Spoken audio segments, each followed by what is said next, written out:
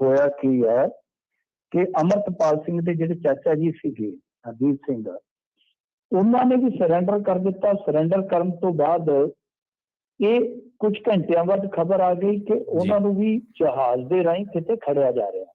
ਫਿਰ ਬਾਅਦ 'ਚ ਉਹੀ ਗੱਲ ਸਾਹਮਣੇ ਆ ਗਈ ਕਿ ਉਹਨਾਂ ਨੂੰ ਵੀ ਅਸਮ ਦੀ ਡਿਬਰੂਗੜ੍ਹ ਜੇਲ੍ਹ ਦੇ ਵਿੱਚ ਲਿਆਂਦਾ ਗਿਆ। ਇਹ ਸਾਫ਼ ਹੈ, ਸਪਸ਼ਟ ਹੈ ਕਿ ਜਿਸ ਤਰ੍ਹਾਂ ਦੀਆਂ ਇਹ ਖਬਰਾਂ ਆ ਰਹੀਆਂ, ਦੇਖੋ ਸਾਡੇ ਇੱਧਰ ਇੰਟਰਨੈਟ ਹੈ ਨਹੀਂ ਗਾ, ਬਸ ਜੋ ਖਬਰਾਂ ਅਸੀਂ ਸਗੋਂ ਤੁਹਾਡੇ ਤੋਂ ਘੱਟ ਸੁਣ ਰਹੇ ਹਾਂ। ਸਾਨੂੰ ਤਾਂ ਬਿਲਕੁਲ ਕੱਟਿਆ ਹੋਇਆ ਇੱਕ ਤਰ੍ਹਾਂ ਨਾਲ ਕਹਿ ਲਓ, ਜਿਹੜੇ ਖਾਸ ਤੌਰ ਤੇ ਪਿੰਡਾਂ ਵਾਲੇ ਆ, ਕਿਉਂਕਿ ਸ਼ਹਿਰਾਂ 'ਚ ਲੀਜ਼ ਲਾਈਨ ਵਗੈਰਾ ਹੈਗੀ ਆ, ਪਿੰਡਾਂ 'ਚ ਤੇ ਬਿਲਕੁਲ ਨਹੀਂ ਕੱਟ ਆਫ ਹੀ ਆ ਕੰਮ। ਤਾਂ ਖੈਰ ਇਹ ਇਹਨਾਂ ਨੇ ਸਪਸ਼ਟ ਕਰ ਦਿੱਤਾ ਸੀ, ਕਿਉਂਕਿ ਅੱਜ IG ਜਿਹੜੇ ਸੀਗੇ ਸੁਖਚੈਨ ਸਿੰਘ ਗਿੱਲ, ਉਹਨਾਂ ਨੇ ਬਕਾਇਦਾ PC ਕਰਕੇ ਇਹਨਾਂ ਗੱਲਾਂ ਤੇ ਮੋਹਰਾਂ ਲਾਈਆਂ ਨੇ, ਮਤਲਬ ਕਿ ਤਸਦੀਕ ਕੀਤੀ ਹੈ। ਤਾਂ ਦੇਖੋ ਦਲਜੀਤ ਕਲਸੀ ਬਾਰੇ ਇਹ ਕਿਹਾ ਗਿਆ, ਉਹਨੂੰ ਗੁੜਗਾਉਂ ਤੋਂ ਲਿਆ ਹਿਰਾਸਤ ਦੇ ਵਿੱਚ, ਇਹ ਕਿਹਾ ਕਿ ਫੰਡਿੰਗ ਦਾ ਸਾਰਾ ਕੰਮ ਇਹ ਸਾਂਭਦਾ ਸੀਗਾ। ਇਹਦੇ ਕੋਲ 2-3 ਸਾਲਾਂ 'ਚ 35 ਕਰੋੜ ਰੁਪਈਆ ਆਇਆ, 35 ਕਰੋੜ ਰੁਪਈਆ ਬਾਹਰੋਂ ਆਇਆ। ਤਾਂ ਮਤਲਬ ਕਿ ਉਹ ਸਾਰੀ ਜਥੇਬੰਦੀ ਦਾ ਜਿਹੜਾ ਫੰਡਿੰਗ ਵਾਲਾ ਕੰਮ ਸੀ ਉਹ ਦਲਜੀਤ ਕਲਸੀ ਸਾਂਭਦਾ ਸੀਗਾ। ਪਰ ਉਹ ਆਪਾਂ ਦੇਖੀਏ, ਉਹ ਪ੍ਰਧਾਨ ਮੰਤਰੀ ਤਾਂ ਉਹ ਤਾਂ ਇਹਨਾਂ ਚੀਜ਼ਾਂ ਤੋਂ ਮੈਨੂੰ ਲੱਗਦਾ ਉਹਨੂੰ ਬਰੀਕੀ ਨਾਲ ਪਤਾ ਵੀ ਨਹੀਂ ਹੋਣਾ ਸ਼ਾਇਦ। ਉਹ ਤਾਂ ਉਹ ਵੀਡੀਓ ਬਣਾਉਣ ਦੇ ਚੱਕਰ 'ਚ ਤੇ ਐਵੇਂ ਬਸ ਇੱਧਰ ਉੱਧਰ ਉਹਨੂੰ ਵੀ ਰਗੜ ਦਿੱਤਾ ਨੇ ਇਹਨਾਂ ਨੇ, ਕਿਉਂਕਿ ਸ਼ੁਰੂ 'ਚ ਸਭ ਤੋਂ ਪਹਿਲਾਂ ਉਹੀ ਫੜਿਆ ਗਿਆ ਸੀਗਾ। ਤਾਂ ਗੱਲ ਇਹ ਹੈ ਕਿ NSA ਤਾਂ ਤਕਰੀਬਨ ਵੱਟ ਤੇ ਆ, ਜਿਹੜੇ ਵੀ ਮਤਲਬ ਕਿ ਅਮਰਤਪਾਲ ਸਿੰਘ ਦੇ ਕਰੀਬੀ ਸਾਥੀ ਹੈ, ਜਿਹੜਾ ਉਹਨਾਂ 'ਚ ਕੋਈ ਵੀ ਹੱਥ ਆ ਗਿਆ NSA ਹੀ ਲੱਗ ਰਿਹਾ ਉਹਦੇ ਤੇ NSA ਹੀ ਲਾਇਆ ਜਾ ਰਿਹਾ। NSA ਕਾਨੂੰਨ ਇਸ ਤਰ੍ਹਾਂ ਦਾ ਹੈ, ਉਸ ਚੀਜ਼ ਨੂੰ ਸਮਝੋ ਤੁਸੀਂ, ਉਹ ਕਿਉਂ ਲਾਇਆ ਜਾ ਰਿਹਾ।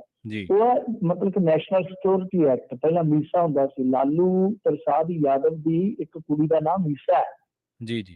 ਮੀਸਾ ਇਸੇ ਕਰਕੇ ਲੱਗਿਆ ਕਿਉਂਕਿ ਲਾਲੂ ਪ੍ਰਸਾਦ ਯਾਦਵ ਦੀ ਬੇਟੀ ਦਾ ਨਾਮ ਉਹ ਤੋਂ ਬਾਅਦ ਤੇ ਪਹਿਲਾਂ ਇਹਦੇ ਤੇ ਲਾਲੂ ਪ੍ਰਸਾਦ ਯਾਦਵ ਤੇ ਕਾਨੂੰਨ ਲੱਗਾ ਸੀ ਮੀਸਾ।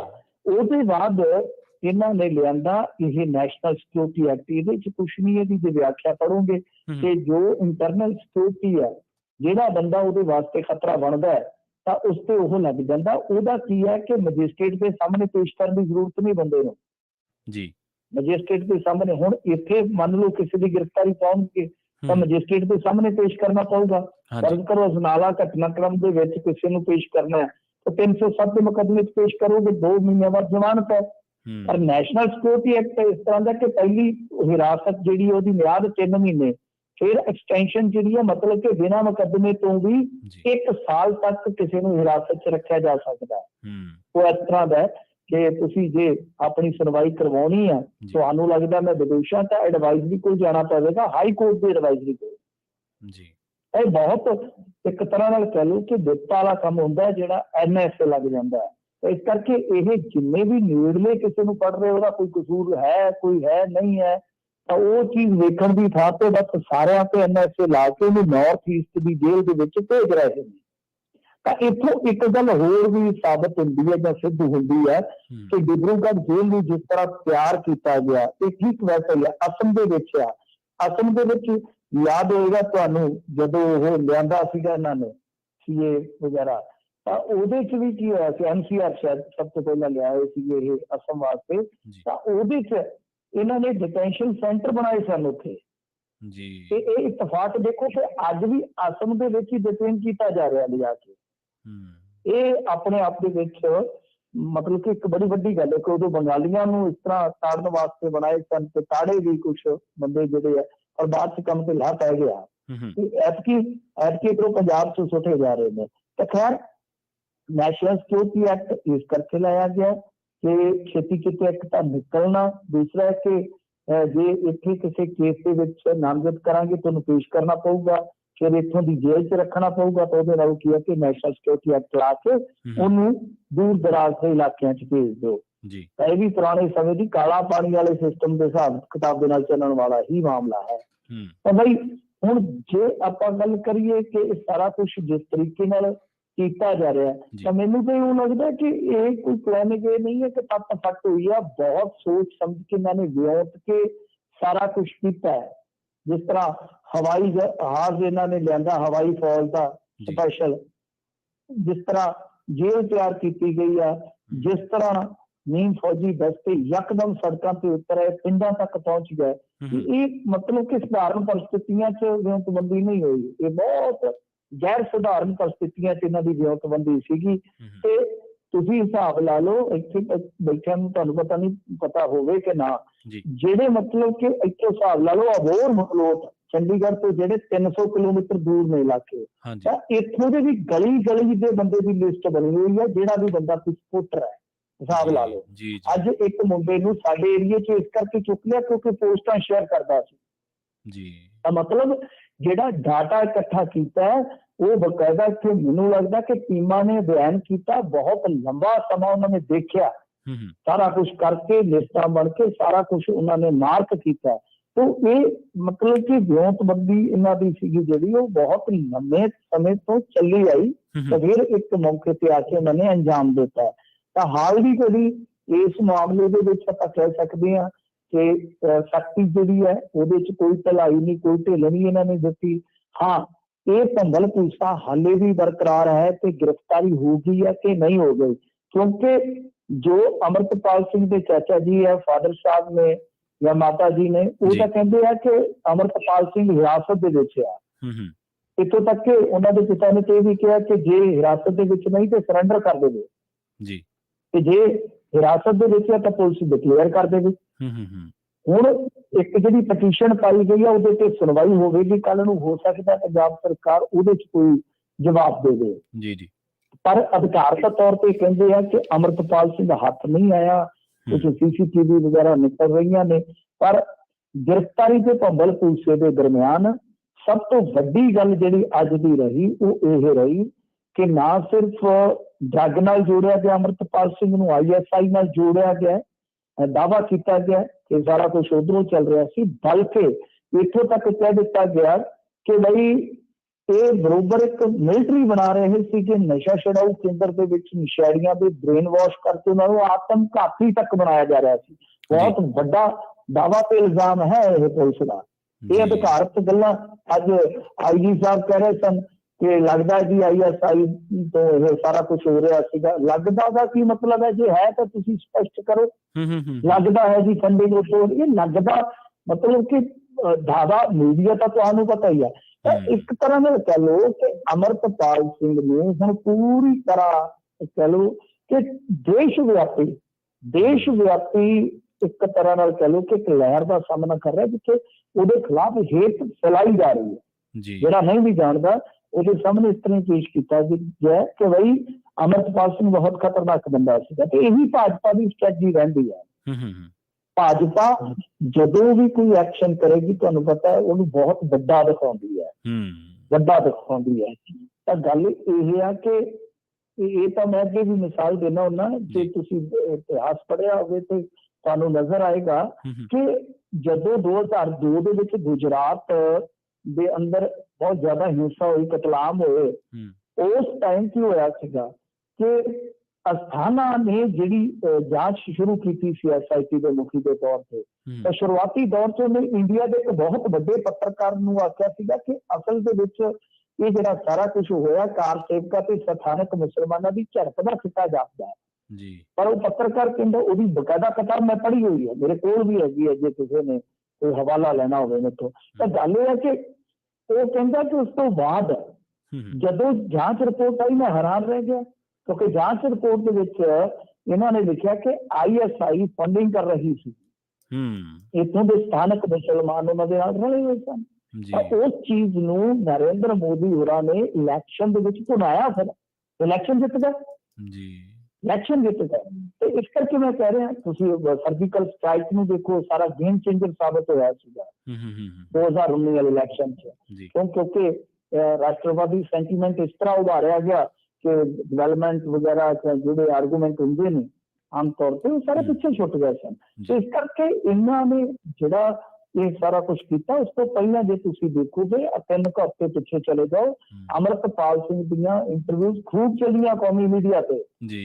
ते जदों अमित शाह नूं ये जाके मिले सन मुख्यमंत्री साहब बजट सैशन तो कुछ को घंटे पहला, साडे वर्गियां ने उस दिन कह दिता सीगा ਇਹ ਬਈ ਐਕਸ਼ਨ ਦੀ ਤਿਆਰੀ ਹੈ। ਤਾਂ ਐਕਸ਼ਨ ਉਹਨਾਂ ਨੇ ਇਹ ਪੂਰਾ ਮਿੱਥ ਕੇ ਕੀਤਾ ਤੇ ਪੂਰਾ ਜਿੱਦਾਂ ਕਹ ਲਓ ਕਿ ਵੱਡਾ ਐਕਸ਼ਨ ਜਿਹੜਾ ਆਪਣਾ ਦਰਸਾਇਆ ਵੀ ਹੈ ਜੀ। ਤੁਸੀਂ ਹੋਰ ਕੁਝ ਪੁੱਛਣਾ ਤੇ ਪੁੱਛ ਲਓ। ਹਾਂਜੀ ਹਾਂਜੀ ਬਿਲਕੁਲ ਮਿੰਟੂ ਜੀ, ਤੁਹਾਡੀ ਗੱਲਬਾਤ 'ਚ ਵੀ ਸਵਾਲ ਤਾਂ ਬਹੁਤ ਜ਼ਿਆਦਾ ਨੇ ਮਿੰਟੂ ਜੀ। ਪੰਜਾਬ ਦਾ ਮਾਹੌਲ ਕੀ ਹੈ ਜੀ ਇਸ ਵੇਲੇ, ਕਿਉਂਕਿ ਜਿਹੜੇ ਬਾਹਰਲੇ ਮੁਲਕਾਂ 'ਚ ਪ੍ਰਦੇਸੀ ਵੀਰ ਆਪਣੇ ਵਸਦੇ ਆ, ਪੰਜਾਬੀ ਵਸਦੇ ਆ, ਉਹਨਾਂ ਦੇ ਮਨਾਂ ਦੇ ਵਿੱਚ ਬਹੁਤ ਤਰ੍ਹਾਂ ਦੇ ਤੌਖਲੇ ਨੇ। ਦੇਖੋ ਇੱਥੇ ਆਮ ਬੰਦੇ ਦੇ ਵੀ ਮਨ 'ਚ ਤੌਖਲੇ ਨੇ। ਨੌਜਵਾਨ ਪੁੱਛਦੇ ਕਿ ਨੈਟ ਕਦੋਂ ਚੱਲੇਗਾ ਸਾਡੇ ਵਰਗਿਆਂ ਨੂੰ। ਅਸੀਂ ਕਹਿੰਦੇ ਹਾਂ ਕਿ ਅਸੀਂ ਤੇ ਆਪ ਤੁਹਾਡੇ ਵਰਗੇ ਹੋ ਗਏ ਹਾਂ। ਬਿਲਕੁਲ ਕਿਤਾਬਾਂ ਪੜ੍ਹੋ, ਹੁਣ ਫਿਰ ਦੁਬਾਰਾ ਖੇਡੋ ਗਰਾਊਂਡਾਂ 'ਚ ਜਾ ਕੇ। ਅੱਜ ਮੈਂ ਦੇਖਦਾ ਸੀ ਜਿਹੜੇ ਸਾਡੇ ਪਿੰਡ ਵਾਲੇ ਗਰਾਊਂਡ ਦੇ ਵਿੱਚ 5-7 ਮੁੰਡੇ ਹੁੰਦੇ ਸਨ ਬੱਚੇ ਖੇਡਣ ਵਾਲੇ, ਅੱਜ ਉੱਥੇ 15-20 25 ਬੱਚੇ ਖੇਡ ਰਹੇ ਸੀ ਘੱਟੋ ਘੱਟ, ਅੰਦਾਜ਼ਾ ਮੇਰਾ।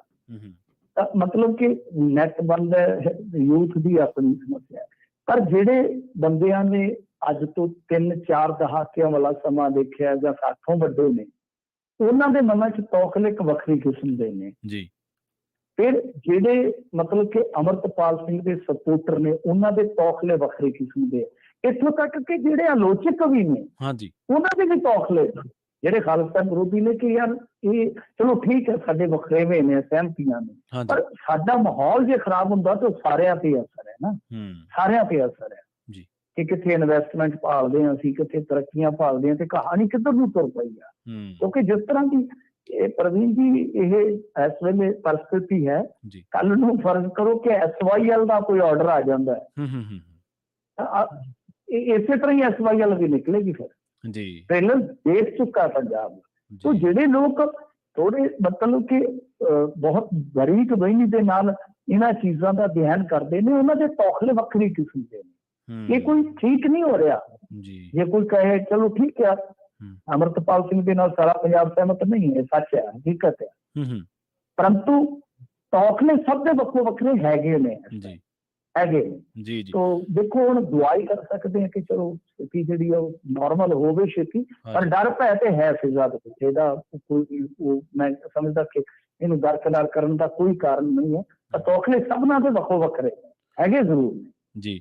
ਮਿੰਟੂ ਜੀ, ਤੁਸੀਂ ਜਦੋਂ ਜ਼ਿਕਰ ਕਰ ਰਹੇ ਸੀ ਇਹਦੇ ਬਾਰੇ, ਤਫਸੀਲ ਦੇ ਨਾਲ ਚਰਚਾ ਕਰ ਰਹੇ ਸੀ, ਤੁਸੀਂ ਇੱਕ ਗੱਲ ਹੋਰ ਦੱਸੀ ਕਿ ਲਿਸਟਾਂ ਬਣੀਆਂ ਬਕਾਇਦਾ, ਜਿਹੜੇ ਬੰਦੇ ਅੰਮ੍ਰਿਤਪਾਲ ਸਿੰਘ ਦੀਆਂ ਪੋਸਟਾਂ ਸ਼ੇਅਰ ਕਰਦੇ ਨੇ ਜਾਂ ਗੱਲਬਾਤ ਫੈਲਾਉਂਦੇ ਨੇ ਜਾਂ ਉਹਦੇ ਉੱਤੇ ਕਮੈਂਟ ਕਰਦੇ ਨੇ ਉਹਦੇ ਸਮਰਥਨ ਦੇ ਵਿੱਚ।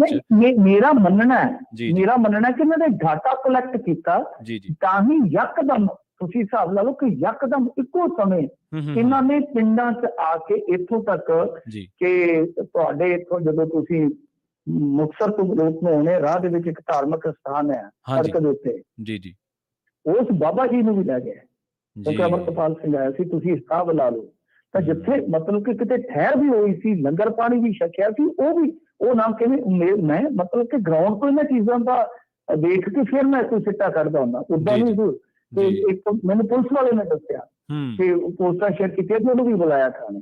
ਤਾਂ ਮੈਂ ਮਤਲਬ ਕਿ ਹੇਠਲੇ ਪੱਧਰ ਤੋਂ ਜੋ ਦੇਖਿਆ ਮੈਂ ਉਹ ਤੁਹਾਨੂੰ ਦੱਸ ਰਿਹਾ। ਮੇਰਾ ਮੰਨਣਾ ਹੈ ਕਿ ਇਹ ਸਾਰਾ ਕੁਛ ਹੈ ਨਾ ਜਿਹੜਾ ਡਾਟਾਬੇਸ ਬਣਿਆ ਇਸਦਾ, ਕਿਤੇ ਨਾ ਕਿਤੇ ਟੀਮਾਂ ਇੱਥੇ ਬੈਠੀਆਂ, ਸੈਂਟਰਲ ਹੋ ਸਕਦਾ ਸੈਂਟਰਲ ਏਜੰਸੀ ਦੀਆਂ ਕੁਝ ਟੀਮਾਂ ਹੋਣ ਟੀਮਾਂ ਇੱਥੋਂ ਦੀਆਂ, ਉਹਨਾਂ ਨੇ ਮਤਲਬ ਕਿ ਸਾਰਾ ਇੱਕ ਤਰ੍ਹਾਂ ਨਾਲ ਕਹਿ ਲਓ ਖਾਕਾ ਜਿਹੜਾ ਸੀਗਾ ਨਾ ਉਹ ਲਿਖਿਆ ਇੱਥੇ ਔਰ ਡਾਟਾ ਕਲੈਕਟ ਕੀਤਾ ਜੀ।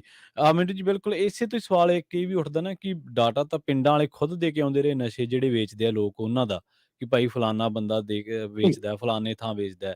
ਪਰ ਇੱਕ ਸੁਭਾਵਿਕ ਜਿਹਾ ਸਵਾਲ ਇਹ ਵੀ ਹੈ ਨਾ ਕਿ ਉਹਨਾਂ ਤੇ ਕਾਰਵਾਈ ਕਿਉਂ ਨਹੀਂ ਫਿਰ? ਦੇਖੋ ਉਹ ਤਾਂ ਚਲੋ ਇਹ ਗੱਲ ਬਿਲਕੁਲ ਤੁਹਾਡੀ ਦਰੁਸਤ ਆ ਕਿ ਲੋਕ ਖੁਦ ਕਹਿੰਦੇ ਆ ਨਸ਼ੇ ਦਾ ਅਲੱਗ ਮੁੱਦਾ ਹੈ, ਪਰ ਇਹ ਜਿਹੜਾ ਨਾ ਇਹਦੇ ਚ ਸਿੱਧਾ ਸੈਂਟਰਲ ਇਨਵੋਲਵ ਨਹੀਂ ਹੋਇਆ। ਮੇਰਾ ਇਹ ਮੰਨਣਾ ਹੈ ਕਿ ਸੈਂਟਰ ਨੇ ਪੰਜਾਬ ਨੂੰ ਯਾਨੀ ਪੰਜਾਬ ਗੌਰਮੈਂਟ ਨੂੰ ਪਿੱਛੇ ਲਾਇਆ ਆਪਣੇ, ਅੱਗੇ ਸੈਂਟਰ ਲੱਗੀ ਆ। ਕਿਉਂਕਿ ਦੇਖੋ ਉਹਨਾਂ ਦੀ ਜਿਹੜੀ ਅਖੰਡ ਭਾਰਤ ਦੀ ਥਿਊਰੀ ਹੈ ਨਾ, ਉਹਦੀ ਫੂਕ ਨਿਕਲਦੀ ਸੀਗੀ ਕਿ ਪੰਜਾਬ ਉਹਨਾਂ ਨੇ ਅੱਗੇ ਦੇਖਿਆ ਕਿਸਾਨੀ ਦੇ ਮਸਲੇ ਤੇ। ਤੁਸੀਂ ਦੇਖੋ ਡਰੱਗ ਵਾਲੇ ਮਸਲੇ ਤੇ ਵੀ ਇਹੀ ਕੁਝ ਹੋਏਗਾ ਪ੍ਰਵੀਨ ਜੀ, ਤੁਸੀਂ ਦੇਖਿਓ। ਇਹ ਗੱਲ ਮੈਂ ਤੁਹਾਨੂੰ ਪਿਛਲੇ ਕੁਝ ਮਹੀਨਿਆਂ ਤੋਂ ਕਹਿ ਰਿਹਾ, ਔਰ ਯਾਤਰਾ ਨਿਕਲਣੀ ਸੀ ਅਮਿਤ ਸ਼ਾਹ ਦੀ, ਹੁਣ ਉਹਨਾਂ ਨੇ ਕੈਂਸਲ ਕਰਤੀ ਆ ਮੌਜੂਦਾ ਹਾਲਾਤ ਦੇ ਮੱਦੇਨਜ਼ਰ। ਅਮਿਤ ਸ਼ਾਹ ਖੁਦ ਆ ਰਿਹਾ ਸੀਗਾ ਪੰਜਾਬ ਦੇ ਵਿੱਚ, ਇਹ ਬਹੁਤ ਵੱਡੀ ਗੱਲ ਸੀ ਡਰੱਗ ਦੇ ਮੁੱਦੇ ਤੇ। ਤਾਂ ਉਹਨੇ ਸਦਨ ਦੇ ਵਿੱਚ ਕਿਹਾ ਸੀਗਾ ਗ੍ਰਹਿ ਮੰਤਰੀ ਨੇ ਕਿ ਭਾਈ ਅਸੀਂ ਸਾਲ 2 ਸਾਲਾਂ 'ਚ ਖਤਮ ਕਰ ਦਿਆਂਗੇ। ਤਾਂ ਤੁਸੀਂ ਦੇਖਿਆ ਹੋਣਾ ਕਿ ਅਮਿਤ ਸ਼ਾਹ ਦਾ ਜਿਹੜਾ ਬਿਆਨ ਹੁੰਦਾ ਨਾ, ਉਹ ਨਾਰਮਲ ਕਿਸੇ ਰਾਜਨੇਤਾ ਦਾ ਬਿਆਨ ਨਹੀਂ ਤੁਸੀਂ ਗਿਣ ਸਕਦੇ। ਅਮਿਤ ਸ਼ਾਹ ਨੇ ਕਿਹਾ ਸੀਗਾ ਕਿ ਖਾਲਿਸਤਾਨੀਆਂ ਨੂੰ ਅਸੀਂ ਪਨਪਨ ਨਹੀਂ ਦੇਵਾਂਗੇ। ਯਾਦ ਹੈ ਤੁਹਾਨੂੰ? ANI ਦੀ ਬਕਾਇਦਾ, ਹਾਂਜੀ, ANI ਦੀ ਇੰਟਰਵਿਊ ਆਈ ਸੀਗੀ। ਉਸ ਤੋਂ ਬਾਅਦ ਹੀ ਫਿਰ ਭਗਵੰਤ ਮਾਨ ਨੂੰ ਉੱਥੇ ਬੁਲਾਇਆ ਜਾਂਦਾ ਹੈ, ਜਾਂ ਭਗਵੰਤ ਮਾਨ ਜਾਂਦੇ ਆ। ਉਹ ਇਹ ਚੀਜ਼ਾਂ ਜਿਹੜੀਆਂ ਨੇ ਨਾ, ਨਸ਼ੇ ਦੇ ਮੁੱਦੇ ਤੇ ਵੀ ਉਹ ਜਿੱਦਣ ਕਰਮ ਤੇ ਆਏ ਕਰ ਸਕਦੇ ਆ। ਕਿਉਂ ਨਹੀਂ ਕਰ ਰਹੇ? ਇਹ ਉਹ ਜਾਣਨ। ਵੈਸੇ ਉਹਨਾਂ ਨੂੰ ਵਧੀਆ ਵੀ ਠੀਕ ਹੈ, ਪੰਜਾਬੀ ਮਰਦੇ ਤੇ ਮਰੀ ਜਾਣ, ਕਿਉਂਕਿ ਉਹਨਾਂ ਨੇ ਕਿਸਾਨੀ ਅੰਦੋਲਨ ਤੋਂ ਇੱਕ ਸਿੱਖਿਆ ਲਈ ਹੈ ਕਿ ਜਦੋਂ ਵੀ ਇਹਨਾਂ ਦਾ ਅੰਦੋਲਨ ਜ਼ੋਰ ਫੜ ਗਿਆ, ਉਦੋਂ ਫਿਰ ਇਹਨਾਂ ਨੂੰ ਪਿੱਛੇ ਹਟਾਉਣਾ ਬਹੁਤ ਔਖਾ ਹੈ। ਤੇ ਇਸ ਕਰਕੇ ਮੇਰਾ ਇਹ ਮੰਨਣਾ ਹੈ ਕਿ ਸੈਂਟਰ ਨੇ ਲੀਡ ਕੀਤਾ ਇਸ ਚੀਜ਼ ਨੂੰ, ਜਿੰਨਾ ਕੁ ਮੈਂ ਦੇਖਿਆ ਕਿ ਬਈ ਉਹ ਠੀਕ ਹੈ, ਸਾਹਮਣੇ ਨਹੀਂ ਲਾਅ ਐਂਡ ਆਰਡਰ, ਕਿਉਂਕਿ ਸਟੇਟ ਸਬਜੈਕਟ ਹੈ। ਗੌਰਮੈਂਟ ਜਿਹੜੀ ਆ ਇੰਡੀਆ ਦੀ ਆਪਣੇ ਹਿਸਾਬ ਨਾਲ ਚੱਲਦੀ ਹੈ, ਸਟੇਟ ਦੀ ਆਪਣੇ ਹਿਸਾਬ ਨਾਲ ਚੱਲਦੀ ਹੈ। ਪਰ ਇਸ ਸਾਰੀ ਮੁਹਿੰਮ ਨੂੰ ਜੇ ਤੁਸੀਂ ਵੱਖ-ਵੱਖ ਐਂਗਲਾਂ ਤੋਂ ਦੇਖੋਗੇ ਤਾਂ ਇਉਂ ਜਾਪਦਾ ਹੈ ਕਿ ਜਿੱਦਾਂ ਲੀਡ ਠੀਕ ਹੈ ਕਾਗਜ਼ਾਂ 'ਚ ਪੰਜਾਬ ਕਰ ਰਿਹਾ ਹੋਏਗਾ, ਪੰਜਾਬ ਪੁਲਿਸ ਕਰ ਰਹੀ ਹੋਏਗੀ, ਪਰੰਤੂ ਜ਼ਿਆਦਾ ਆਪਾਂ ਜੇ ਦੇਖੀਏ ਤਾਂ ਮਸਲਾ ਮੇਰੇ ਖਿਆਲ ਦੇ ਨਾਲ ਸੈਂਟਰ ਦੇ ਹੱਥ ਹੀ ਹੈ। ਜੀ।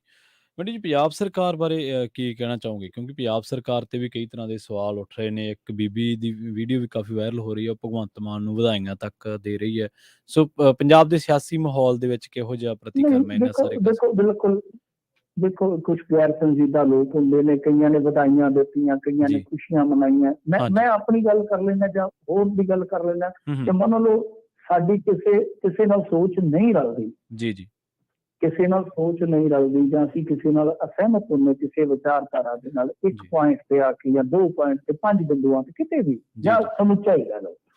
ਪਰੰਤੂ ਅਸੀਂ ਇਹ ਕਹੀਏ ਕਿ ਐਨਕਾਊਂਟਰ ਕਰ ਦਿਓ, ਫਲਾਣੇ ਦਾ ਉਹ ਕਰ ਦਿਓ, ਤਾਂ ਮੇਰੇ ਖਿਆਲ ਦੇ ਨਾਲ ਫਿਰ ਅਸੀਂ ਨਿਆਂ ਨਹੀਂ ਕਰ ਰਹੇ ਆਪਣੀ ਵਿਚਾਰਧਾਰਾ ਨੂੰ, ਜਾਂ ਅਸੀਂ ਫਿਰ ਇਹ ਨਹੀਂ ਕਹਿ ਸਕਦੇ ਕਿ ਅਸੀਂ ਮਨੁੱਖੀ ਅਧਿਕਾਰਾਂ ਨੂੰ ਪਿਆਰ ਕਰਦੇ। ਜਾਂ ਮੈਂ ਕਹੂੰਗਾ ਕਿ ਇਹ ਠੀਕ ਹੈ ਕਿ ਗੱਲ ਇਹ ਹੈ ਕਿ ਮੈਂ ਤਾਂ ਇੱਥੋਂ ਤੱਕ ਕਹਿਣਾ ਕਿ ਜਿਸ ਬੰਦੇ ਦਾ ਕੋਈ ਗੁਨਾਹ ਹੀ ਨਹੀਂ, ਉਹਦੇ ਤੇ ਕਾਹਦਾ MSA ਹੈ? ਉਹਨੂੰ ਤਾਂ ਤੁਸੀਂ ਚੇਤਾਵਨੀ ਦੇ ਕੇ ਵੀ ਛੱਡ ਸਕਦੇ ਹੋ, ਬੇਲ ਬਾਉਂਡ ਭਰਾ ਕੇ ਵੀ ਛੱਡ ਸਕਦੇ ਹੋ, ਜੇ ਉਹ ਤਿਆਰ ਹੈ ਕਿ ਗਾਂ ਤੋਂ ਬਈ ਮੈਂ ਕੋਈ ਕਾਨੂੰਨ ਕਾਇਦਾ ਨਹੀਂ ਤੋੜਾਂਗਾ। ਠੀਕ ਹੈ ਨਾ? ਇੱਥੇ 57 ਦੇ ਬੌਂਡ ਭਰਾਏ ਨੇ ਇਹਨਾਂ ਨੇ।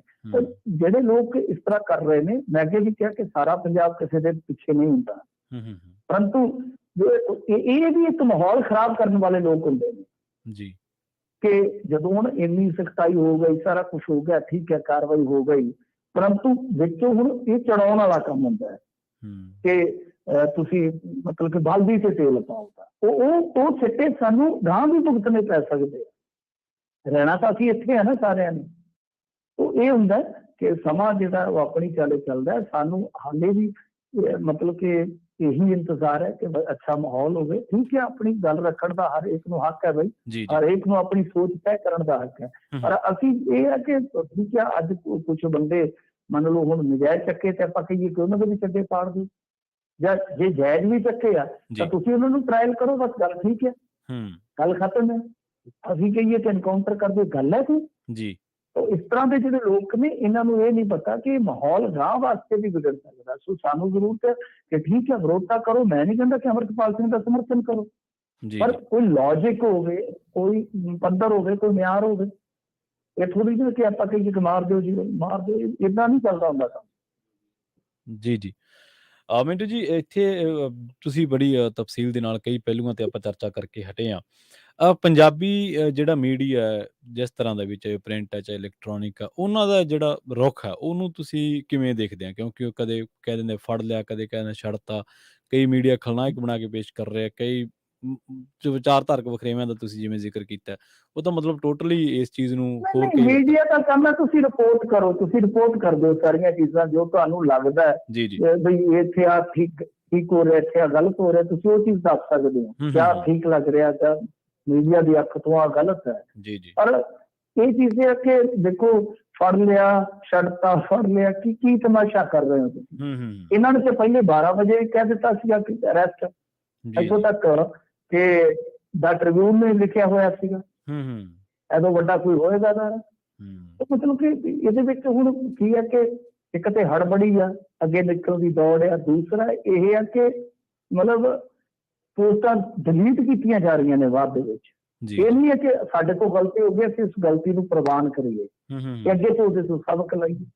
ਇਹ ਮਤਲਬ ਕਿ ਬਹੁਤ ਜ਼ਿਆਦਾ ਪੰਜਾਬੀ, ਮੈਂ ਤਾਂ ਹੁਣ ਦੇਖਿਆ ਨਹੀਂ ਪੰਜਾਬੀ ਮੀਡੀਆ ਬਹੁਤ। ਮੈਂ ਤੁਹਾਨੂੰ ਦੱਸਿਆ ਮੇਰੇ ਕੋਲ ਤੇ ਜ਼ਰੀਆ ਇੱਕ ਟੈਲੀਵਿਜ਼ਨ ਹੀ ਹੈ, ਕਿਉਂਕਿ ਸ਼ਨੀ ਐਤਵਾਰ ਦੀ ਛੁੱਟੀ ਸੀਗੀ, ਘਰੇ ਹੀ ਸਾਂ।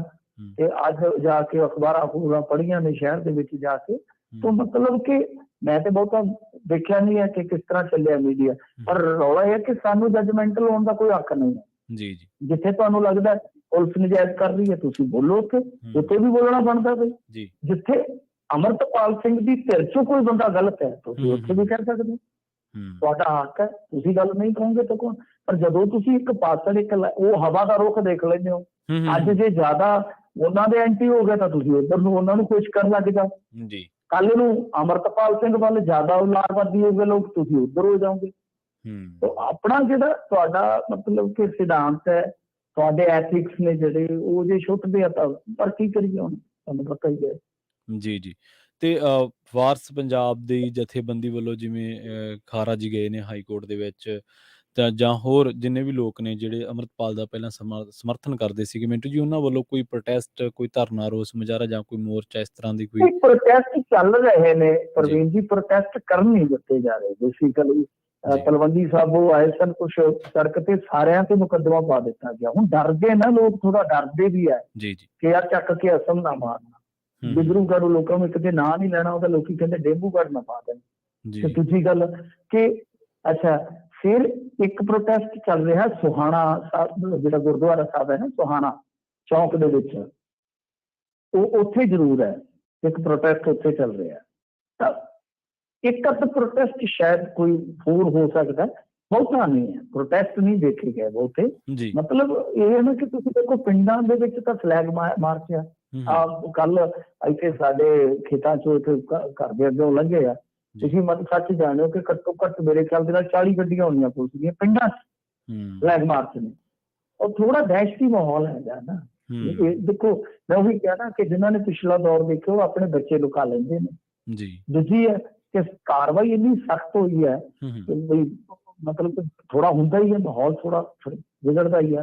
ਤੇ ਤੀਜੀ ਗੱਲ ਇਹ ਹੈ ਕਿ ਇਸ ਵੇਲੇ ਜੇ ਆਪਾਂ ਵੇਖੀਏ ਤਾਂ ਲੋਕ ਜਿਹੜੇ ਨੇ ਉਹ ਹਾਲੇ ਇੰਤਜ਼ਾਰ ਵੀ ਕਰ ਰਹੇ ਨੇ ਕਿ ਖਬਰ ਸੱਚੀ ਕਿਹੜੀ ਆਵੇ, ਸੱਚੀ ਕਦੋਂ ਆਵੇ, ਸੱਚੀ ਕਿਹੜੀ ਆ, ਗ੍ਰਿਫਤਾਰੀ ਹੋਈ ਹੈ ਕਿ ਨਹੀਂ ਹੋਈ, ਉਹ ਵੀ ਹਾਲੇ ਪਤਾ ਨਹੀਂ ਲੱਗ ਰਿਹਾ। ਤੇ ਇਹ ਕੁਝ ਚੀਜ਼ਾਂ ਨੇ। ਪ੍ਰੋਟੈਸਟ ਵੱਡਾ ਨਹੀਂ ਹੋਇਆ। ਵੱਡਾ ਪ੍ਰੋਟੈਸਟ ਸਿਰਫ ਤੇ ਸਿਰਫ ਮੈਂ ਜਿਵੇਂ ਤੁਹਾਨੂੰ ਦੱਸਿਆ ਕਿ ਮੋਹਾਲੀ ਦੇ ਉੱਥੇ ਜਿਹੜਾ 70 ਵਾਲਾ ਚੌਂਕ ਹੈ, ਉੱਥੇ ਜਿਹੜਾ ਗੁਰਦੁਆਰਾ ਸਾਹਿਬ ਆ, ਉੱਥੇ ਉਹ ਉੱਥੇ ਹੈਗਾ। ਉੱਥੇ ਕੁਛ ਨਿਹੰਗ ਸਿੰਘ ਬੈਠੇ ਨੇ। ਮੈਂ ਗਿਣਤੀ ਮੈਂ ਕਹਾਂ ਮੈਂ ਤਾਂ ਦੇਖੀ ਨਹੀਂ ਕੋਈ ਵੀਡੀਓ, ਕਿਉਂਕਿ ਨੈਟ ਦੀ ਸਮੱਸਿਆ। ਮੈਂ ਕਿਸੇ ਮਿੱਤਰ ਤੋਂ ਪੁੱਛਿਆ ਸੀਗਾ ਆਪਣੇ ਤੋਂ, ਤਾਂ ਕਹਿੰਦੇ ਕਿ ਮੈਂ ਕੱਲ ਉੱਥੋਂ ਲੰਘਿਆ, ਗੁਰਦੁਆਰਾ ਸਾਹਿਬ ਗਿਆ ਸਾਂ ਨਤਮਸਤਕ ਹੋਣ, ਤੇ ਅੰਦਰ ਗਿਆ, ਅੰਦਰ ਵੀ ਗਿਣਤੀ ਕਾਫੀ ਸੀ, ਪਰ ਬਾਹਰ ਧਰਨੇ ਤੇ ਬੈਠੇ ਸਨ ਤਾਂ 200-300 ਨਿਹੰਗ ਸਿੰਘ ਜਾਂ ਵਿਅਕਤੀ ਬੈਠੇ ਸੀ। ਜੀ। ਮਿੰਟੂ ਜੀ, ਇੱਕ ਕੁਲਦੀਪ ਧਾਲੀਵਾਲ ਜਿਹੜੇ ਮੰਤਰੀ ਨੇ, ਉਹਨਾਂ ਦਾ ਬਿਆਨ ਆਇਆ ਕਿ ਸਾਰੀਆਂ ਪਾਰਟੀਆਂ ਹੀ ਇਸ ਗੱਲ ਨੂੰ ਲੈ ਕੇ ਸਾਡੇ ਤੇ ਪ੍ਰੈਸ਼ਰਾਈਜ਼ ਕਹਿ ਲਓ ਜਾਂ ਸਾਡੇ ਤੇ ਦਬਾਅ ਪਾ ਰਹੀਆਂ ਸੀ, ਜਾਂ ਹੁਣ ਜਿਹੜੀ ਕਾਰਵਾਈ ਹੋਈ ਹੈ ਉਹਦੀ ਸ਼ਲਾਘਾ ਕਰ ਰਹੀਆਂ।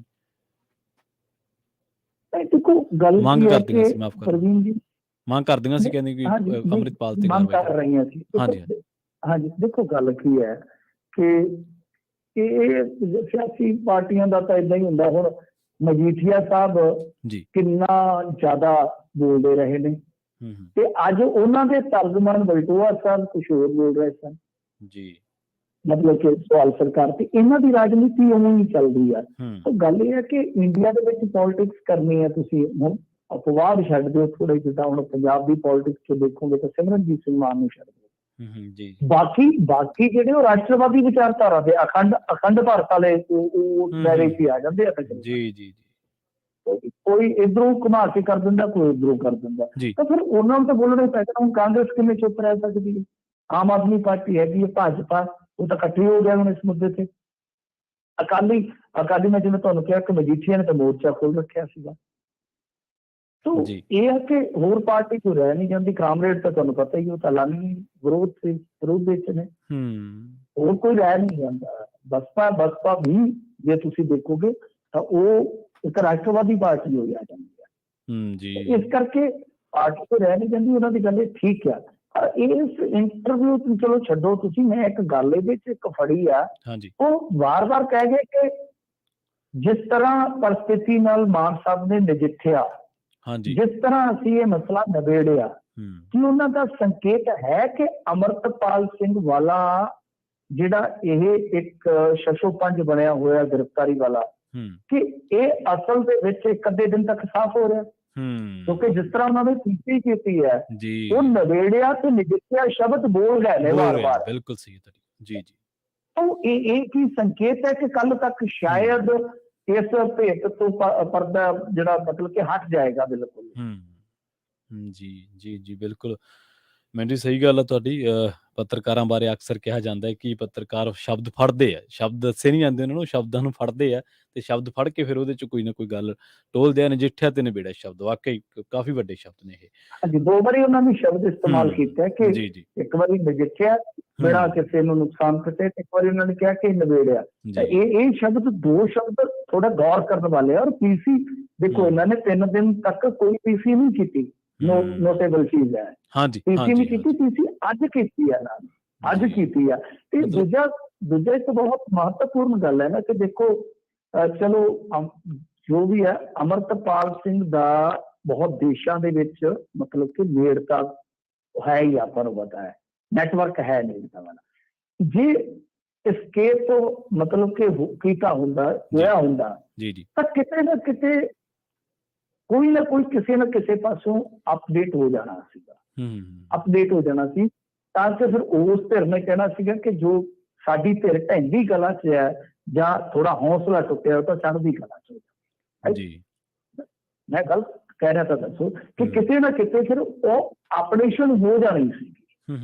ਹਾਲ ਦੀ ਕਰੀ ਉਹ ਨਹੀਂ ਹੈ, ਤਾਂ ਇਹਦਾ ਮਤਲਬ ਦੂਸਰੇ ਪਾਸੇ ਕਹਿ ਰਹੇ ਨੇ, ਤਾਂ ਕਿਤੇ ਨਾ ਕਿਤੇ ਮੈਨੂੰ ਉਹ ਲੱਗਦਾ ਆ ਕਿ ਹੋ ਸਕਦਾ ਕਿ ਇੱਕ ਅੱਧ ਦਿਨ ਤੱਕ ਇਹ ਐਲਾਨ ਕਰ ਦੇਣ। ਕਿਉਂਕਿ ਦੇਖੋ, ਇਹਦੇ 'ਚ ਵਿਰੋਧਾਭਾਸ ਹੈ, ਘਰ ਦੇ ਵੀ ਕਹਿ ਰਹੇ ਨੇ, ਕੁਝ ਸਮਰਥਕ ਵੀ ਕਹਿ ਰਹੇ ਨੇ ਕਿ ਅਰੈਸਟ ਹੋ ਚੁੱਕੀ ਹੈ, ਕੁਝ ਵੀਡੀਓ ਦੇ ਹਵਾਲੇ ਨਾਲ ਵੀ ਕਹਿ ਰਹੇ ਨੇ, ਪਰ ਆਫੀਸ਼ੀਅਲੀ ਇਹ ਕਹਿੰਦੇ ਨੇ ਕਿ ਨਹੀਂ, ਅਸੀਂ ਗ੍ਰਿਫਤਾਰ ਕਰ ਲਾਂਗੇ, ਪੁਲਿਸ ਨੇੜੇ ਤੇੜੇ ਹੈ, ਉਹ ਭਗੌੜਾ ਅਸੀਂ ਗ੍ਰਿਫਤਾਰ ਕਰ ਲਵਾਂਗੇ।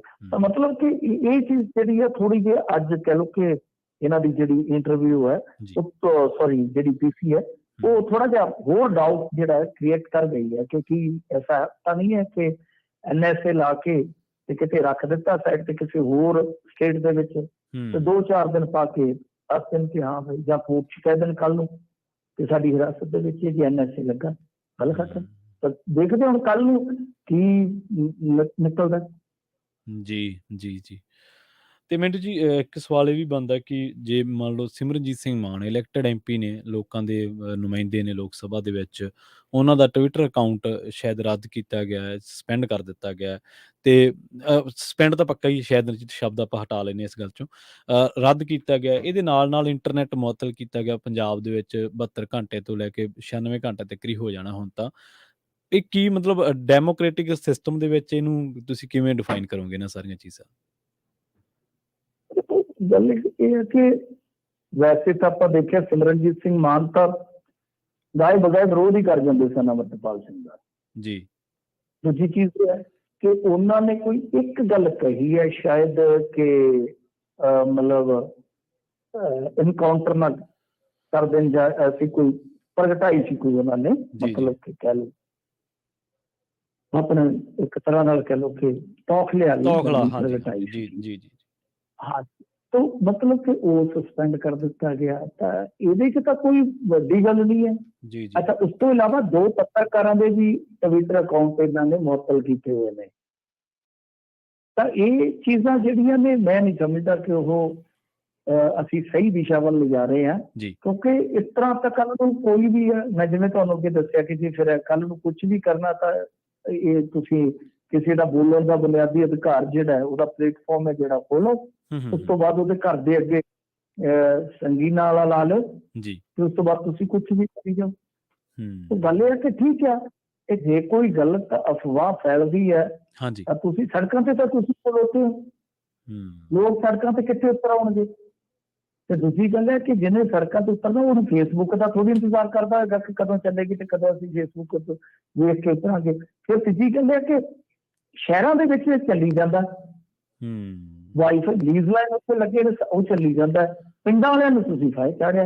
ਹੁਣ ਇਹਦੇ ਨਾਲ ਕੀ ਹੈ ਕਿ ਇਕੱਲਾ ਡੈਮੋਕ੍ਰੇਟਿਕ ਜਾਂ ਕਿਸੇ ਦੀ ਬੁਨਿਆਦੀ ਲੋੜ ਦਾ ਮਸਲਾ ਨਹੀਂ ਹੈ। ਤੁਸੀਂ ਇਹ ਦੇਖੋ ਕਿ ਪੰਜਾਬ ਨੂੰ, ਮੇਰਾ ਅੰਦਾਜ਼ਾ ਹੈ ਕਿ ਇੰਟਰਨੈਟ ਬੰਦ ਹੋਣ ਕਰਕੇ ਹੀ ਘੱਟੋ ਘੱਟ 2 ਤੋਂ 3 ਹਜ਼ਾਰ ਕਰੋੜ ਦਾ ਨੁਕਸਾਨ ਹੈ ਦਿੱਲੀ ਦਾ।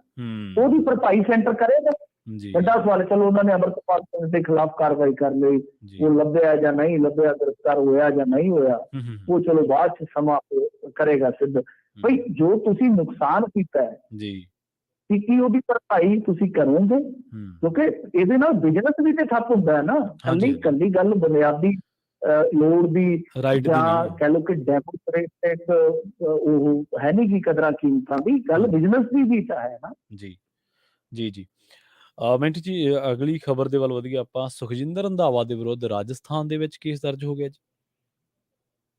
ਹਾਂਜੀ, ਦੇਖੋ ਇਹਨਾਂ ਨੇ ਕੋਈ ਬਿਆਨ ਦਿੱਤਾ ਸੀਗਾ ਨਰਿੰਦਰ ਮੋਦੀ ਬਾਰੇ, ਤੇ ਅਸੀਂ ਉਦੋਂ ਤੱਕ ਨਹੀਂ ਜਿੱਤ ਸਕਦੇ ਜਦੋਂ ਤੱਕ ਨਰਿੰਦਰ ਮੋਦੀ ਨੂੰ ਖਤਮ ਨਹੀਂ ਕਰ ਦਿੰਦੇ।